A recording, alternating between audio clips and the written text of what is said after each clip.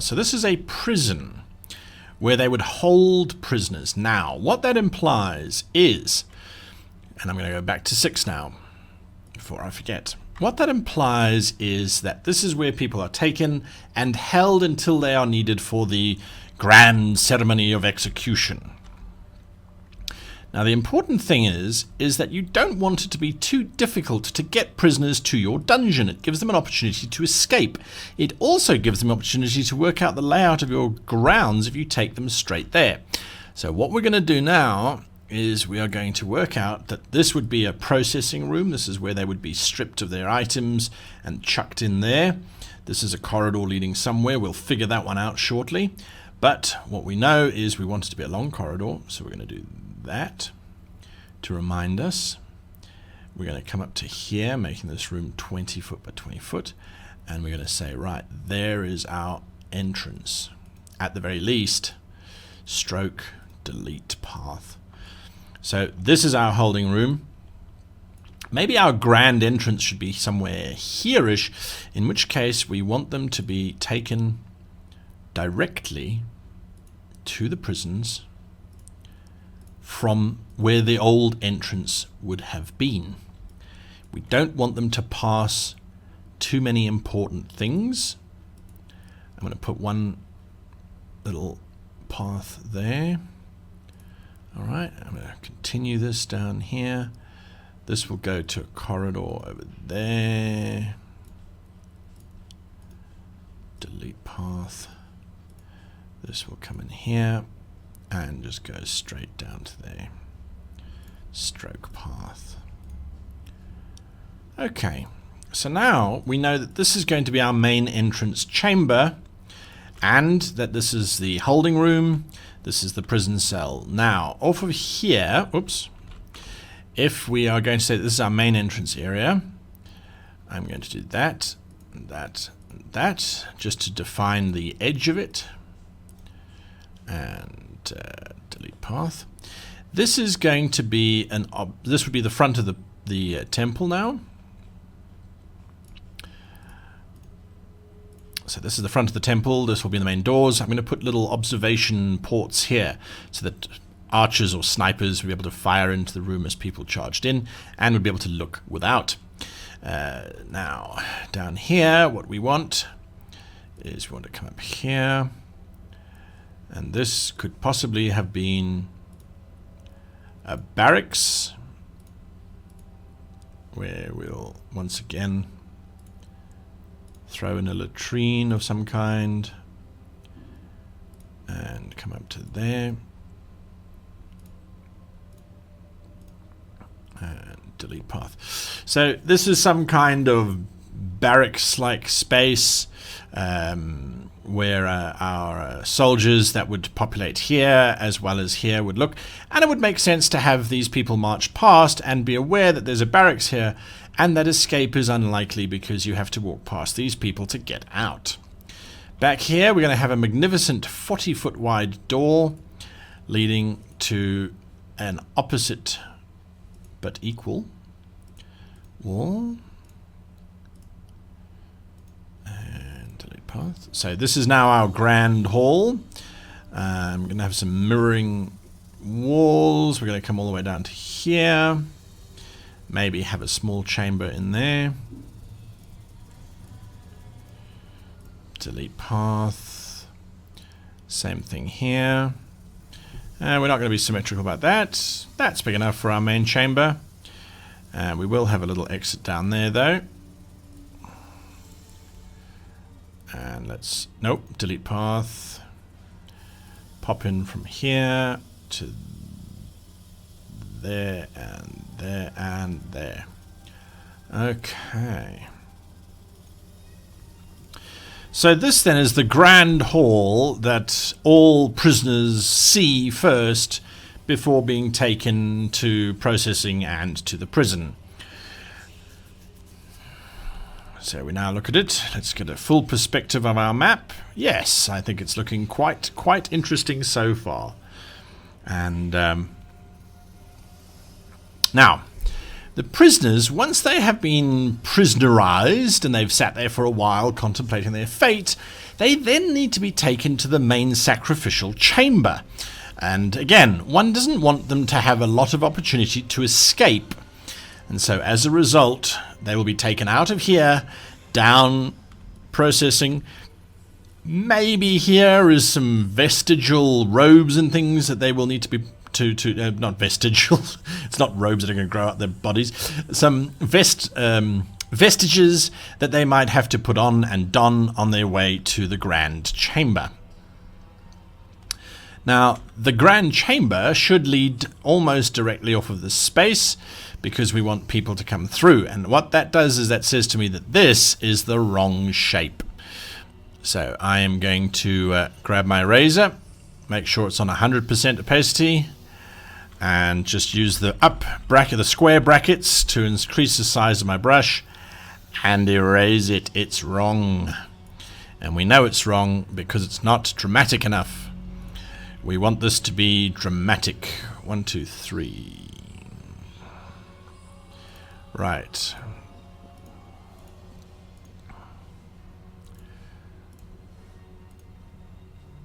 Now we have a more interesting entrance that will lead into our grand chamber. And this must be a grand chamber, because that's what we want. Okay, 1, 2, 3, 4, 5, 6, 7, right. 1, 2, 3, 4, 5, 6, 7. And yes, I count aloud, otherwise I forget where I am. Unfortunately, we need to have little side doors. We need to have side doors for several reasons. One is that one needs to get in and out of the chamber without disrupting the ceremony, if you're an acolyte and that kind of thing. But also we need areas for our heroes to escape out of and for our villains, monsters and minions to come running in through, creating an air of tension. Alright, so now we're going to come in again. Let's say to here. And there's our center line. I'm going to roll back, let's say 4 in, come into, and down to here, to there, 4 in, and across, and in.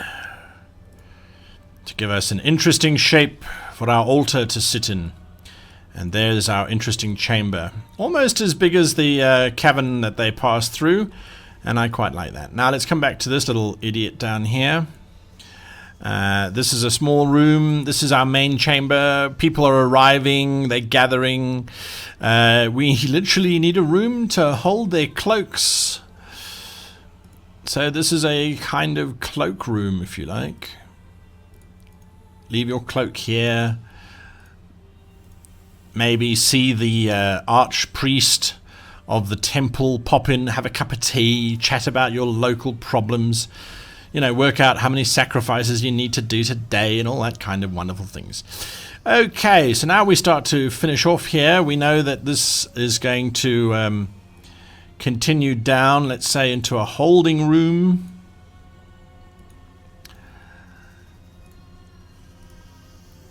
Where our sacrifices. I'm just going to do another chamber here.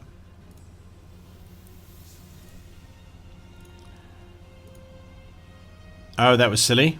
That was silly. Oh, maybe not.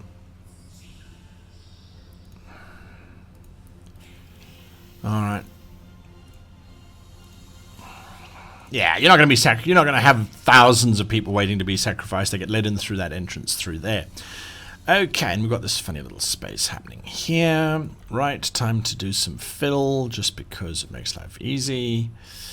So, once again, magic tool, fill tool, select the different layer. Control D, by the way, gets rid of that magic tool a lot easier than having to click elsewhere. At least I find it does anyway. Still not able to fill up that gap there, but we are now making progress. Okay, so now we've got our holding chamber, back to cave layer, back to pen tool. Now, that kind of satisfies the journey of the prisoner into the temple, and you know they can go in through here. Of course, they need to have the opportunity to escape. They always do, don't they? And that's what I've been setting up this lake for down here.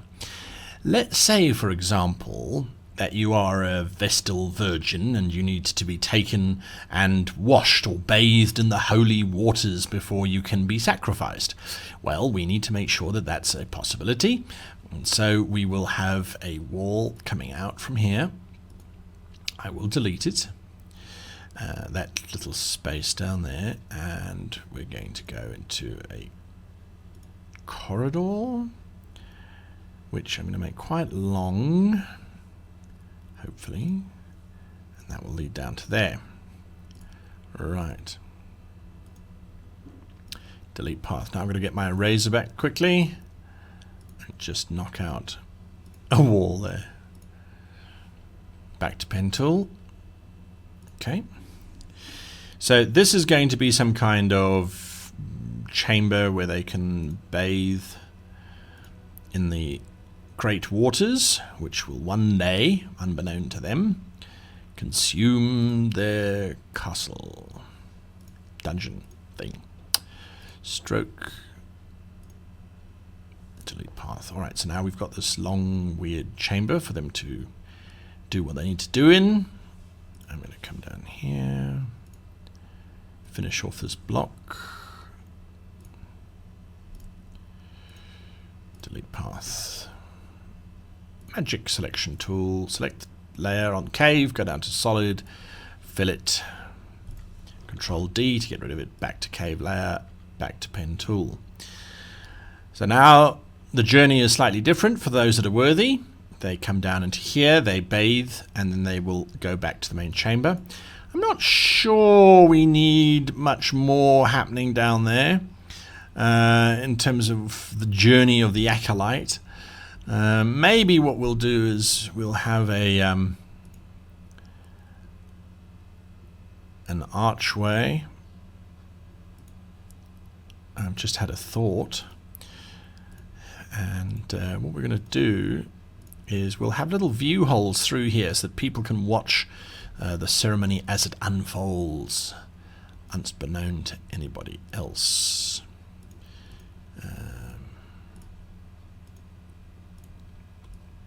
So as you can see, this is all sort of just as it evolves, as it develops, as it grows, and that kind of thing. So down here we're going to have a T-junction. T-junctions are always fun for players to try and figure out, oh, do we go left or do we go right? No, we go straight. Okay, just making some auxiliary rooms here.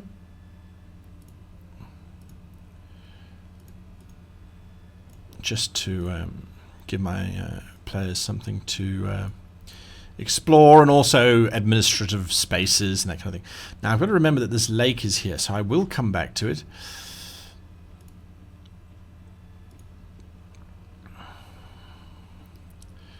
Let's do this. Oh, I like that idea, he said to himself. What idea, you might ask? Well, I'll tell you right now. Okay, so I'm going to fill that up, delete the path, go to my brush, change it to size 3, and back to pen tool, and we'll do that, stroke. This is a false wall, so the players would be able to bash through this perhaps. But because players sometimes give up, missed that point, after finding one secret passageway or device, let's put in 2. It's a sneaky old priest.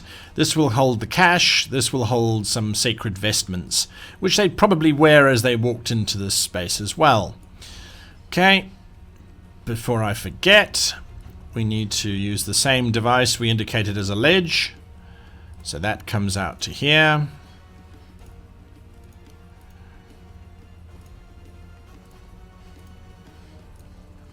Okay, back to pen tool being size 6. And we now finish off there. And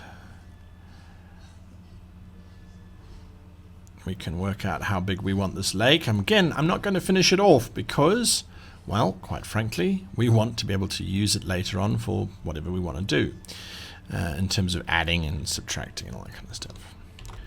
Right. Okay, so we definitely are making, whoopsie, definitely making progress in terms of our little underground dungeon here.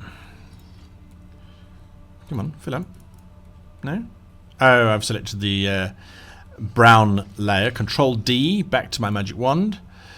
Into cave, select the area, solid rock, and fill up. That can and does happen frequently. So just go slow and figure out what's gone wrong. Okay, I kind of like where we're going. This still irritates me. I need to finish it off, so I'm going to do that. No, I cannot do that because it needs to be filled up. All right. Something that I need to do before I forget is just come over here. Did we use pen size 3 there? We did. Back to cave layer. Back to brush, pen size 3. And we are just going to indicate that rubble has collapsed in here.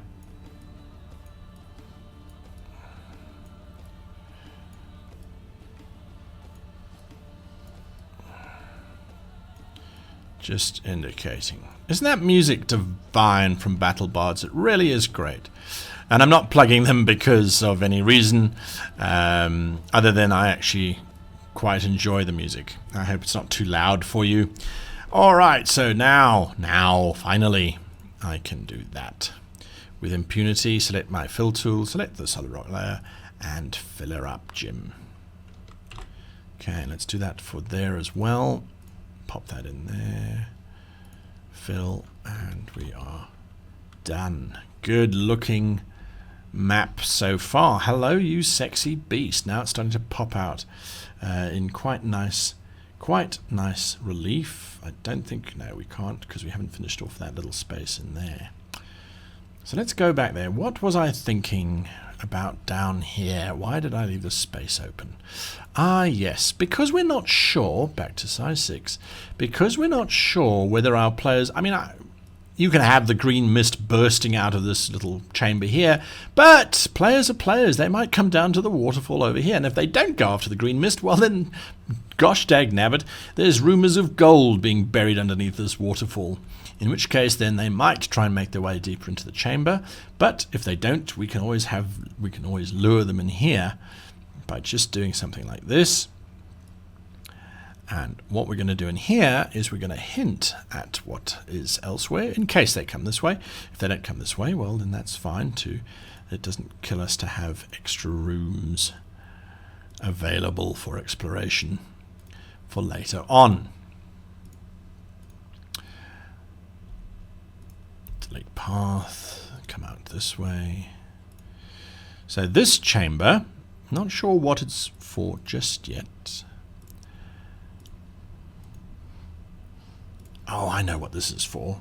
I think I know what this is for. Once the figures have been sacrificed, I'm not sure for what just yet, their corpses need to go somewhere. Oh, you idiot. Control Z is your friend here. Stroke the path first, then delete the path. Because the corpses need to go somewhere, and I'll build it in. Corpse gets sacrificed, comes down here. No, that's sloppy. Oh, I know what. They get brought back to this chamber here, put into a boat, which then rows down to here. That's painful. Why would they do that? Yeah, all right. Okay, so it rows across to here, as a matter of fact. And so here there shall be a chamber where... and I'll do that. The corpses are fed to the creatures in the lake.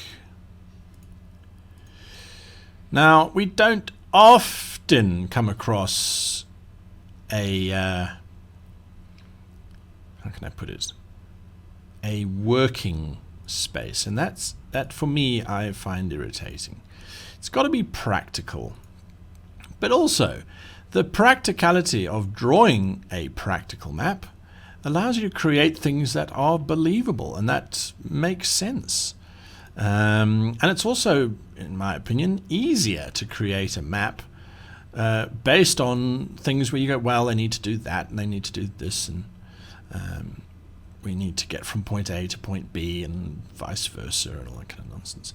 To me, it just makes map drawing that much easier and more interesting, because you basically just trying to work out what they would probably have and what they would need in order to do what they are trying to do. So what I'm going to do here is brush tool, no, pen tool, no, brush tool, yes, brush tool, down to 3 to indicate our little jetty. But I am going to have a jetty sticking out into the water so that they can see it. And then delete path, and I'm going to come down here, and I'm going to have a large structure. I'll fix that, he said. Control, holding down the control button so I can click on these little squares. Alright, and stroke path, delete path. So the corpses get brought in here, taken through to be chopped up here, and then chucked out onto the surface of the water, where these creatures that dwelleth here shall consume them or get washed downstream, and no one cares. Okay, it's not a perfect plan, my lord, but it's the most efficient way of getting rid of the bodies, and we help find it keeps plague down. And it allows us to do that, which makes me happy. And come back here. And I'm going to hold control, shift. My apologies, I'm going to hold shift here to be able to select multiple areas, because there's no point in doing it 15,000 times. And then I can just fill up that entire space. And now we're really starting to get a sense of a cave system as well as a functioning temple, which will allow our adventurers to explore and discover things that are interesting and unique. Okay, so we're pretty much done with that cave system over there. I think it's looking pretty good, if I do say so myself. And now we just got to finish off the temple. Do we need to come and fill in this side down here? I'm not convinced. I'm really not convinced. It depends on how big you want your temple complex to be. And this is a fairly straightforward one. Come in through the front doors, assemble, sacrifice, chuck body out, and we've got a whole route for our body to follow and go along. There's really not much else that we need in terms of temple-like. However, we could say that the rest of this is a temple complex where acolytes are trained up and that kind of thing. So let's do that. We'll fill it in here, but I don't see us going down here unless we come up with something really cool.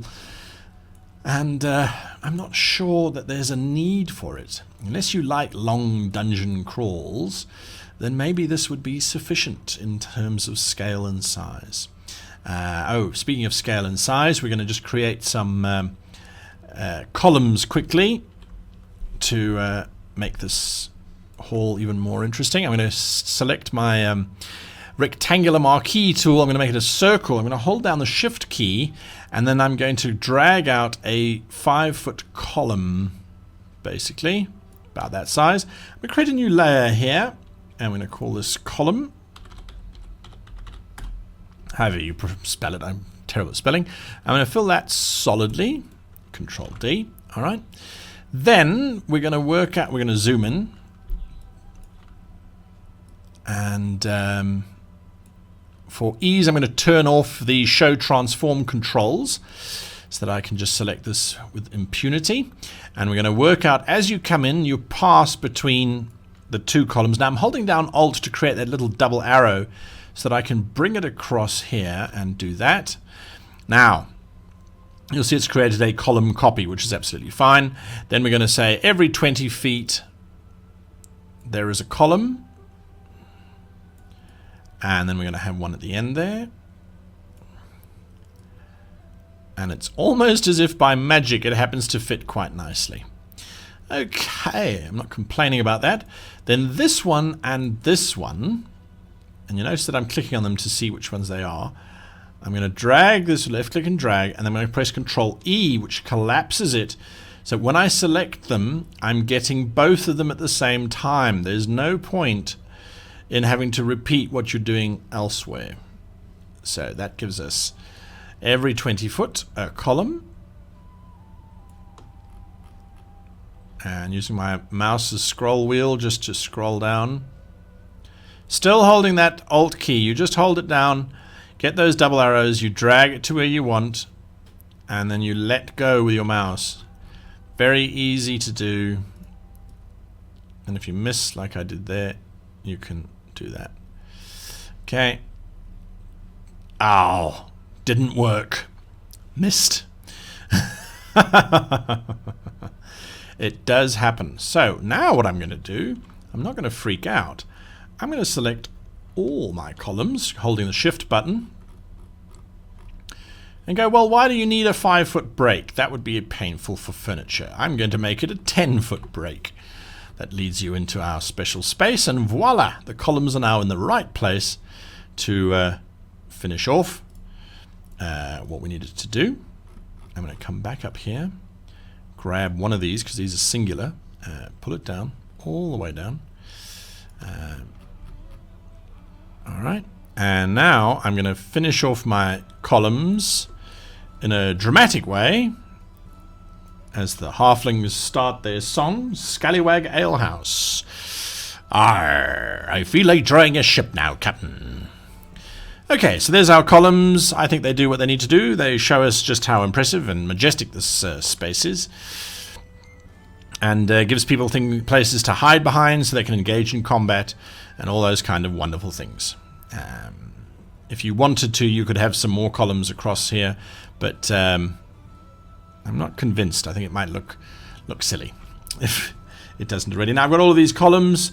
I don't need to keep them all alive. I'm just clicking on the eye to turn them on and off so that I can select, leaving just one behind.